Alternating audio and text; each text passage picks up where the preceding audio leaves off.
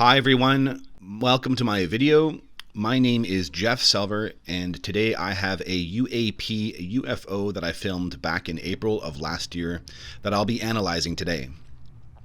So today's video was caught on camera in my neighborhood at 12:11 p.m. on Sunday, April 30th, 2023. After I recorded the video, I held on to it for a bit because I didn't really know what I was looking at, though I had my suspicions, and I will get into that in a little bit.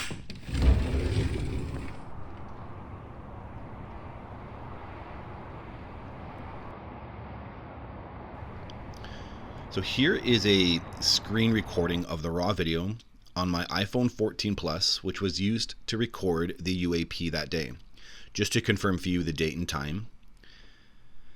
Now, before I show you the edited version, I'll let you know that I've organized my YouTube channel by topics and put all the sightings under a playlist called Sightings. The raw video is there titled Tumbling UFO Vancouver April 30th, 2023 Raw. So let's watch the best edit I have of this video.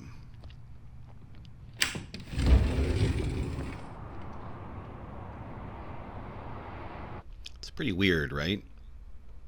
Right there, it is perpendicular with the crane. It's very strange, and it's moving in a very bizarre fashion, like it's a stone skipping on water. Now, the most obvious assumption for skeptics is that this is a balloon, but there are a couple of things wrong with that assumption.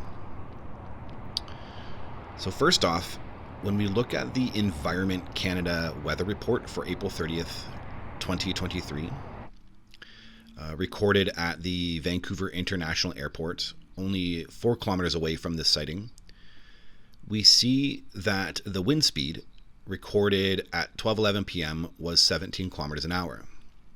That UAP covers from that first building on 41st Street to the edge of the second building on Oak Street, 571 meters in 8 seconds. Roughly, we are looking at 250 kilometers an hour. That's why it caught my attention, because I noticed it was faster than an airplane. So that doesn't add up that it's a balloon. It's also important to note that when I opened the balcony door, the noise you hear is Cambie Street, which is a main artery of Vancouver, and not the wind. There was not a single sensation of wind, and that is visible by the lack of any tree movement in the video, which I zoom into here to show you. Also important to note was the wind direction recorded that day was blowing from the south, and this object moves west, fading out as it moves north.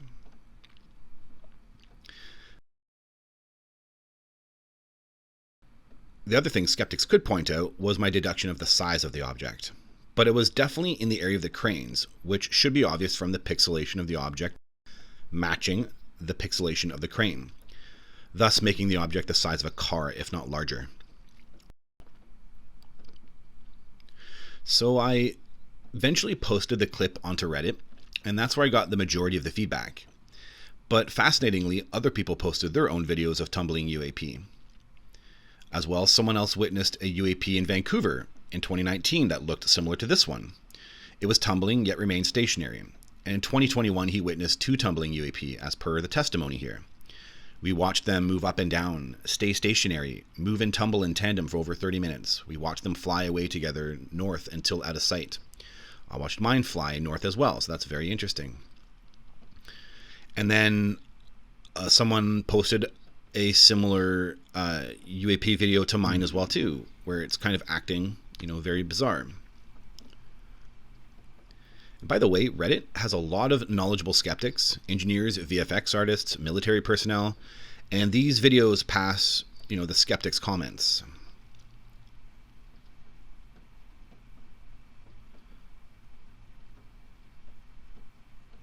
It's pretty weird. It's you'll see some lights there. It's quite bizarre, actually. Yeah, it's pretty strange. And then this one is maneuvering very similar to my own. It's stationary and just flipping. Very bizarre. And here you have kind of like a fluttering effect.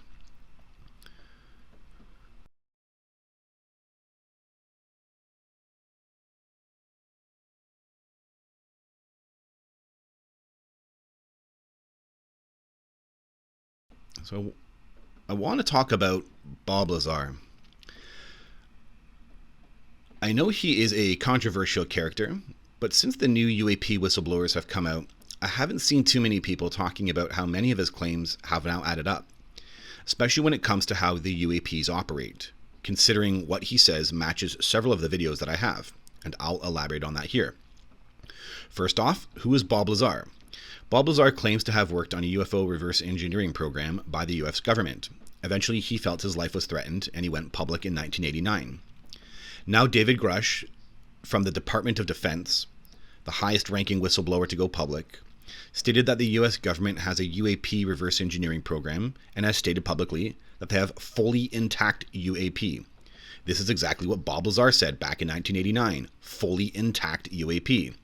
That is an incredible gamble on Bob Lazar's behalf if he was lying. Saying the government has fully intact UAP just creates more questions, something a liar typically does not do when they're trying to convince people to believe them. Another point to make, which is pro Bob Lazar, is what was revealed from the December 16th, 2017 New York Times article. It says, and I quote, "Contracts obtained by the Times show a congressional appropriation of just under $22 million beginning in late 2008 through 2011. Now, for those who don't know, this was the money allocated by Senator Harry Reid for ATIP, the Pentagon's UAP research program. And the funding went to Mr. Bigelow's company, the billionaire Bob Bigelow of Bigelow Aerospace. He hired subcontractors and solicited research for the program under Mr. Bigelow's direction. The company modified buildings in Las Vegas for the storage of metal alloys and other materials that Mr. Elizondo and program contractors said had been recovered from unidentified aerial phenomenon." So we have an interview done by the Mystery Wire on January 27th, 2021, where Bob Bigelow talks about Bob Lazar. I never viewed Bob as being a fraud as to Area 51 and all of that. I say that the preponderance of evidence to me is in his favor, that he's by and large legitimate. So the guy who would have inside knowledge about UAP reverse engineering programs believes the whistleblower who came out in 1989 about reverse engineering programs. I'd like to think that that should vindicate Bob Lazar. Now, the reason Bob Lazar is important to this video is because of how he has described UAP working. In a 2005 interview for the documentary UFO Top Secret, he's quoted as saying, "Once they're hovering in the air, they'll swing the gravity generators, creating a distortion. Essentially, the craft rolls downhill for infinity. It's always chasing a little distortion. That's why they look goofy when they fly around at low speed." And that's what you have here. It looks like it's rolling infinitely, looking goofy. By the way, I just want to throw in here that Bob Lazar described UAP tech corroborated by Lou Elizondo. That matches my other UAP video that's on my website. So let me put that together here for you as well. So this here is Michael Villa, a former defense and intelligence contractor who describes his meeting with Lou Elizondo. Before the shuttle takes me back, or the driver takes me back to the hotel, can you ask Lou if I can get a few minutes with him alone? And so he did, and we did. He pulls out 2 or 3 sheets. He takes a ballpoint pen. So he drew this disc. He said, so based on all the reports over the decades, these discs that are spotted, they emit some sort of electromagnetic field or electromagnetic-like field, okay? This field causes the ambient air around the vehicle, so I'm calling the disc a vehicle. It ionizes the air in much the same way as the gas inside of a fluorescent light bulb is ionized and glows whenever you flip the switch on and turn the light on. If you were going to see one of these crafts at night operating, it would appear really as a glowing ball or just a bright light in the sky from a distance.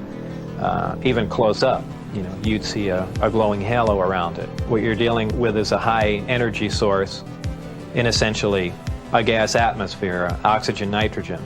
And when you apply enough energy to a gas molecule, they emit photons, they emit light. That is significant. Lou Elizondo is corroborating Bob Lazar, which matches this UAP video of mine. So here you can see an object ionizing the atmosphere.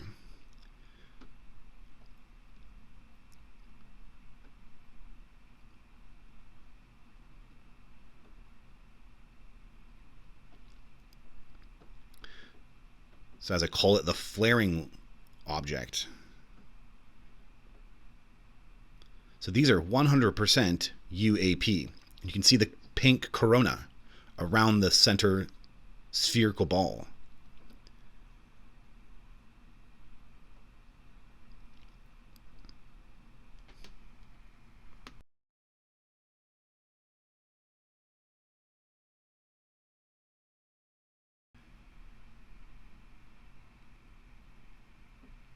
Now, David Grush, Jacques Vallée, Gary Nolan, Ross Coulthart, and Lou Elizondo have all stated that this phenomenon is all related to consciousness in some way.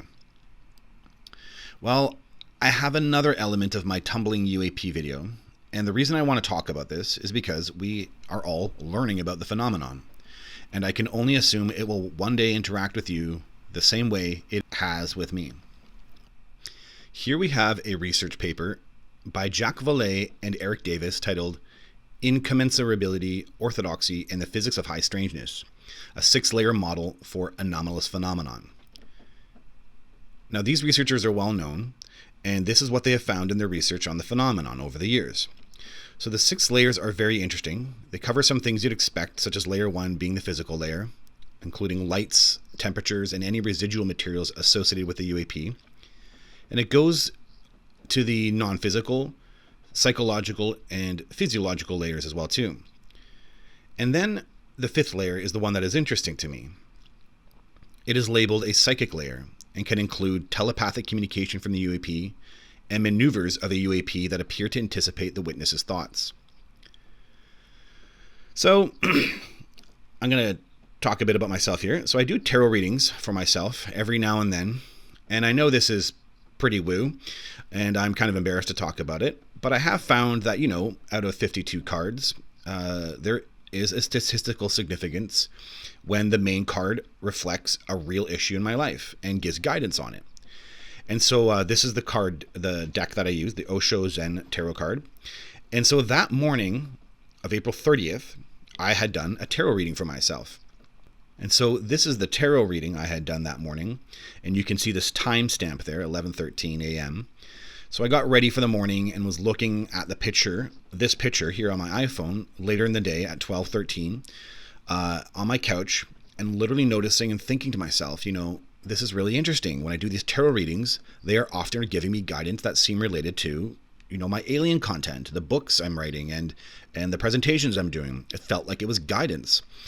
And so I kind of was reflecting on that in that very moment, and then literally looked up from my phone only to see that object, the tumbling UAP crossing Oak Ridge in front of my building.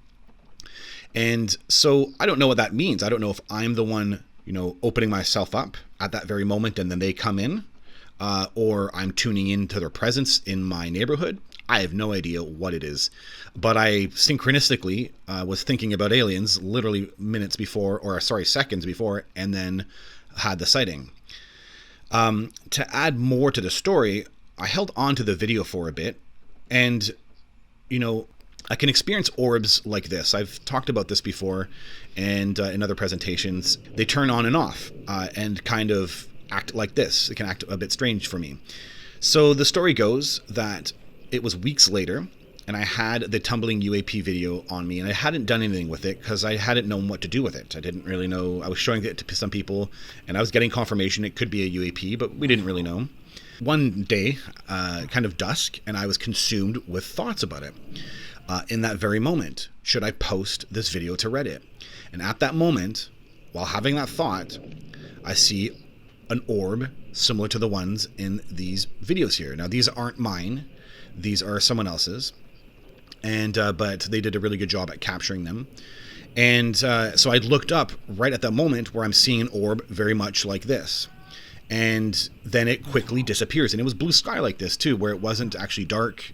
So if there was a strange plane or strange satellite or strange something. You would see it once the light turned off.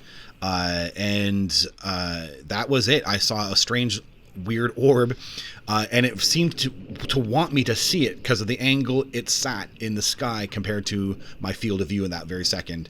And I considered it a communication. So I posted it to Reddit. Now, I've heard some researchers say that the phenomenon is controlling disclosure, and it's an event like that where I am convinced that they wanted me to post the UAP video onto Reddit. So very interesting indeed. So that's my story. That's my analysis on my UAP video. Thank you for listening and watching the video and taking your time. And I have a new edition of my book out, so please check it out at www.jeffselver.com. You can find the link in the comments. Sorry, in the down below. Okay, so thanks everybody, and we'll talk to you soon.